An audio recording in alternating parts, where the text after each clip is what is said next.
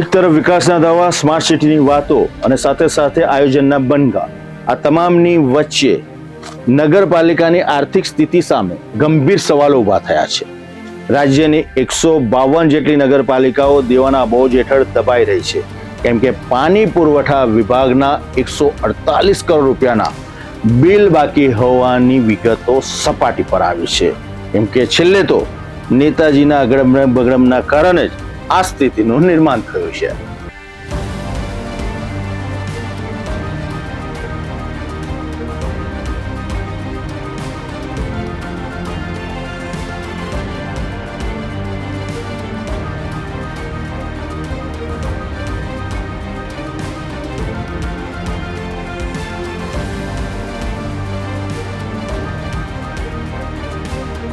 ગુજરાતની અનેક નગરપાલિકાઓ આર્થિક સંકટનો સામનો કરી રહી હોવાનું સામે આવ્યું છે. માહિતી મુજબ રાજ્યની 152 જેટલી નગરપાલિકાઓ પર દેવાનો બોજ વધ્યો છે અને પીવાના પાણી માટેના બિલના આશરે 148 કરોડ રૂપિયા બાકી હોવાનું જાણવા મળ્યું છે. કેટલીક નગરપાલિકાઓને પાણી બિલ ચૂકવવા માટે સરકાર દ્વારા લોન પણ આપવામાં આવી હતી, પરંતુ અનેક સ્થળોએ લોનના હપ્તા પણ નિયમિત ભરાયા નથી, જેના કારણે સ્થાનિક સ્વરાજ્યની સંસ્થાઓની આર્થિક કાર્યક્ષમતા પર પ્રશ્નો ઊભા થઈ રહ્યા છે.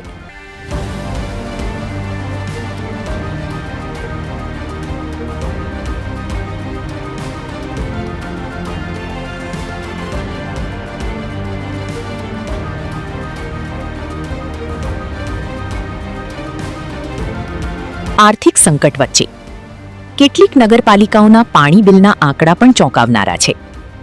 બોટાદ નગરપાલિકાના આશરે 41.17 કરોડ, અંજારના 40 કરોડ, પાટણના 38 કરોડ, પાલનપુરના 37 કરોડ, જ્યારે વિરમગામ, સાણંદ, ચોટીલા, ગોંડલ, ઊંઝા, ખંભાત, રાધનપુર, હિંમતનગર, ઈડર, મોડાસા, ધ્રાંગધ્રા અને ભચાઉ સહિતની નગરપાલિકાઓના કરોડો રૂપિયાના બિલ બાકી હોવાનું જાણવા મળી રહ્યું છે.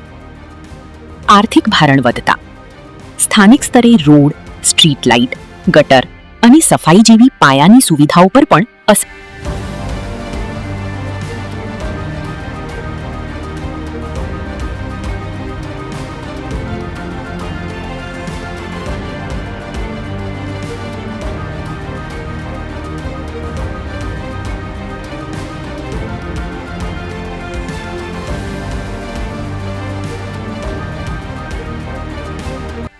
સ્થાનિક સ્વરાજ્યની ચૂંટણીઓ પૂર્ણ થયા બાદ હવે સરકાર વેરા વસૂલાત ઝુંબેશ વધુ કડક બનાવે તેવી ચર્ચા છે. વિકાસ ગ્રાન્ટમાં ઘટાડાની શક્યતા વચ્ચે નગરપાલિકાઓ માટે નાણાકીય સંચાલન વધુ પડકારરૂપ બનશે. પ્રશ્ન એ પણ ઊભો થાય છે કે જો સ્થાનિક સંસ્થાઓની તિજોરી ખાલી રહેશે તો ચોમાસા પહેલા રસ્તા, ગટર, પાણી અને અન્ય સુવિધાઓના પ્રશ્નો કેવી રીતે ઉકેલાશે?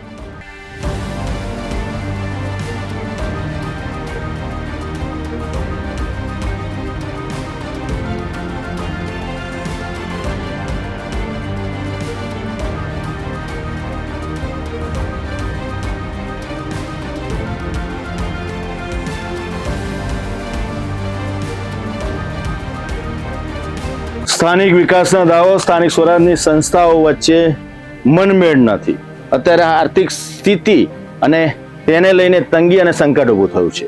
હવે રાજ્યની સરકાર અને સ્થાનિક સ્વરાજની આ તમામ નિગમો અને સંસ્થાઓ વચ્ચે મનમેળ થાય તો ચોક્કસપણે આ સંકટમાંથી બહાર આવી શકે, પરંતુ આર્થિક સંકટમાંથી કેવી રીતના બહાર આવશે તેની સામે એક ગંભીર સવાલ ઊભો થયો છે. આખરે પ્રજા પર તો બોજ નહીં પડે ને, કેમ કે આ તો નેતાજીનું અગડમ બગડમ છે.